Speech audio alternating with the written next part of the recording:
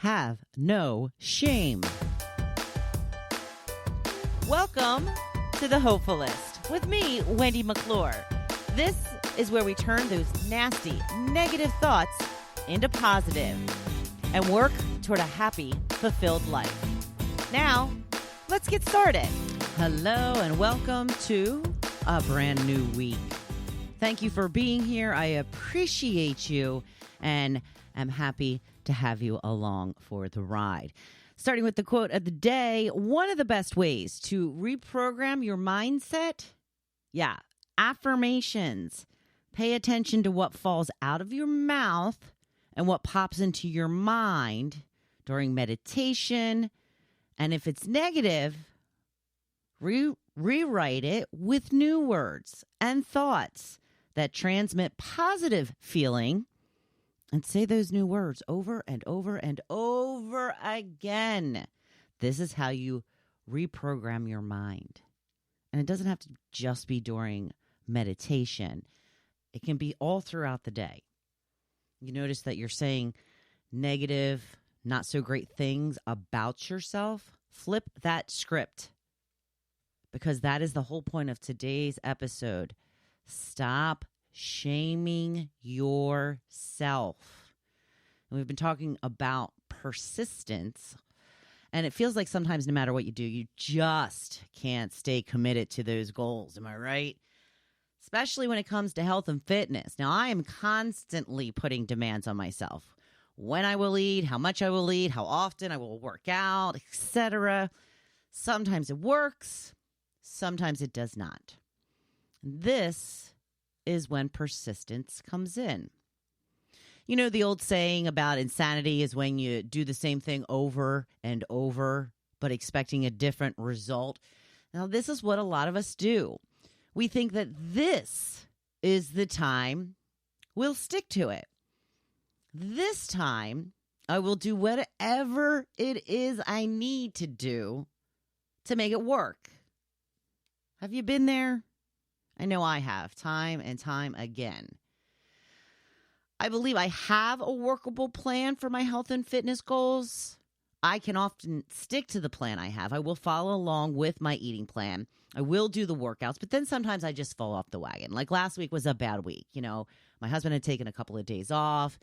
We went out to dinner the one night. The next night we went to Atlantic City for the day. And, you know, I had cheesesteak and then, by the time Wednesday rolls around, it's like hard to get back on track. And then Thursday I had a gathering with friends and then it's Friday again. So, this happens. I do believe that the plan that I have for myself overall works for me. And I've also made a lot of baby steps along the way, small changes that have made a big difference over time. I've often had an issue with controlling myself on the weekends. Friday night would roll around and I would act as if it were free. It was a food free-for-all all weekend. Oh, yes. Now, I've worked hard to change that mindset. Do I still overdo it on the weekends? Absolutely. Yes, I do. But I know some of my triggers now and how to avoid them most of the time. I've also gotten my binge eating at night quelled, knock on wood, for the moment. These things have a habit of sneaking back in at times, but like I said, baby steps are helping to keep me on track more often than not. And here's another thing that's been stuck in my mind the last couple of weeks is somebody that I listen to on a regular basis, Brendan Burchard. He has this app called Growth Day, and I urge you to check it out. I love it. I believe it is worth every penny, and it is just the ultimate when it comes to personal growth. And he keeps talking about how to start out your Mondays, how to start out your Mondays in the best way possible, how to be productive and have the energy. And he says you have to watch yourself over the weekend. He says, you can't spend all weekend partying, eating crap, drinking, and then expect to get up on Monday morning energized and ready to go for the week. No, you're going to wake up, you're going to be sluggish, you're going to be tired, you're not going to feel like doing anything, you're lack of energy because you've done nothing but eat and drink crap all weekend. And it makes total sense. Are a lot of us willing to give up our weekend to have a more productive Monday? That's only a question that you can answer. So, back on point. If you haven't been able to find a program that works for you, then keep looking. Don't keep following a plan that you can only make it until Wednesday every week before you just throw in the towel. You have to find healthy foods that you enjoy. And yes, there are healthy foods that are totally delicious. In fact, once you eat more whole, real food, the more you will crave them. And your taste buds will literally change to look forward to these types of meals. And if you start to pay attention to your body and how you feel, like I was just talking about your energy levels and how tired you are and all of that kind of stuff, you will realize what type of foods are actually fueling your body in a good way. Now, a few years back, I used to eat a skinless chicken thigh for dinner most nights. I remember people be like, what, a chicken thigh? You're supposed to eat chicken breast. You know, yes, it's considered more healthy. It's definitely less fatty. I agree. But you know what? I am not a great cook. I always overcooked my chicken and it tasted dry. I didn't like it. I didn't enjoy it.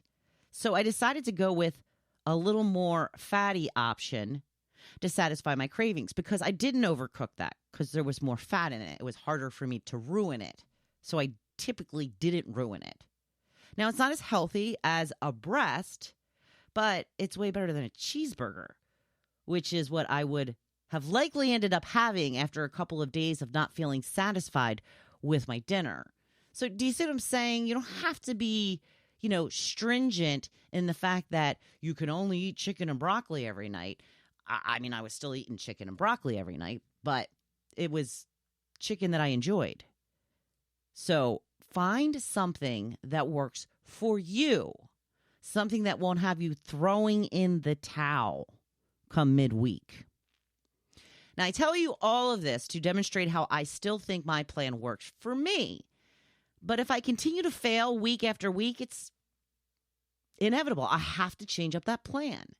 And I use the health and fitness example because it seems to be the most relatable for us women. But when I talk about this, I'm talking about any goal that you are trying to achieve.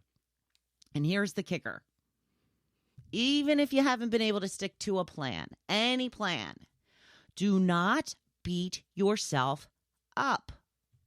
It won't help. In fact, it will only hurt your efforts. You will never shame your way into submission.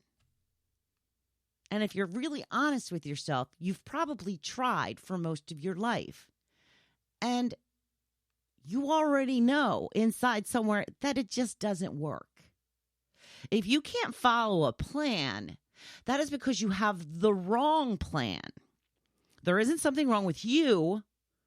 You have to find something that will work for you in the long term. And hating on yourself will never get you there. It will just make you feel bad, which in turn makes you want to turn to junk food as a way to comfort yourself. It's a vicious cycle. The only way you can continue moving toward your goals is if you feel good about yourself. And that happens when you are kind to yourself. Now, listen, I know we all want to wake up tomorrow and have our weight exactly where we want it to be or any of our goals to be achieved, but we know by now it just doesn't work that way. So stop with the quick fixes. They are literally setting you back. Look at it this way. You start a restrictive eating plans because you want to lose 20 pounds in the next 2 months. Is that doable? Well, yeah, if you're on extreme makeover, maybe. But if you're living your life and doing all the things you have to do every day, then it's likely a too extreme goal. I know. You think you can really do it if you just keep yourself in check. Keep up the willpower and remind yourself how much you want this. I know you think that because I've been there so many times. But if your plan is too restrictive, you will definitely not be able to sustain that plan. You will fall off your plan and eat foods that you aren't supposed to. Then you're going to feel a lack of energy. You're going to feel sluggish. And then you're not going to feel like working out. And then it's so much harder to get back on plan the next day.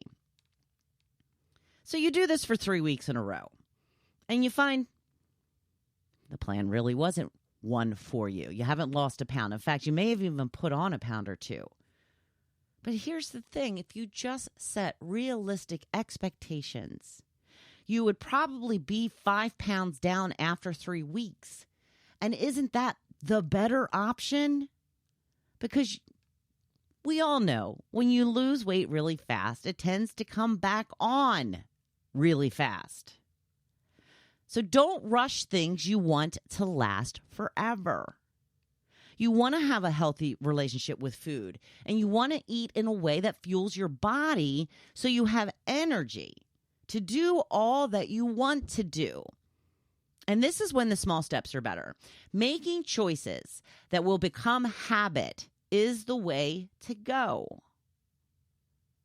Doing things in a way that you can feel good about each and every small win. No matter how small it is, this is the way to go with persistence. Be persistent in taking small steps and making changes one at a time so as to not overwhelm yourself. Make a reasonable plan that will have you feeling satisfied yet not overdoing it. And this is how you should go about achieving all of your goals. Small chunks instead of thinking you can do everything in one day. I still have a terrible habit of that when it comes to my business. I think, okay, well, you slacked last week, so this week we're going to do this, and this. And it's just too much. And I become overwhelmed, and I find ways to distract myself so that I don't have to do any of it. And there I go, wasting yet another week. So I'm trying to get better. And as I have already said, hating on myself for not getting it done already is not helping. It is seriously not helping. What I want for you is to come up with a doable plan that you can follow. Don't pile too much on your plate, literally, because you will become overwhelmed. It's okay to go slow. It's better to go slow. Pick a deadline of something at least 2 months longer than you would like to finish. 2 months longer than your initial deadline. That way, you take the pressure off. And if you get there ahead of time, whoa, bonus. You can do whatever you set your mind to. And I know this to be true because I have found that is the case with me. And for someone like me who had so much self-loathing, no self-esteem, and no faith in herself, it truly is a remarkable transition. You have to believe in yourself. You have to root yourself on and make plans that you can actually follow and believe that you can do it. Because I know you can. You just have to convince yourself. I've got some really exciting changes coming up. I'm working on a new website, and I can't wait for it to be done, y'all. A new offering, a bunch of new offerings are going to be coming out for you to take advantage of. So stay tuned. And meanwhile, I want you to go out there and kick ass this week. And of course, always be badass. You know I'm cheering you on. Thank you for listening to The Hopefulist. Now, don't you feel good? Make sure you come back next week. See you then.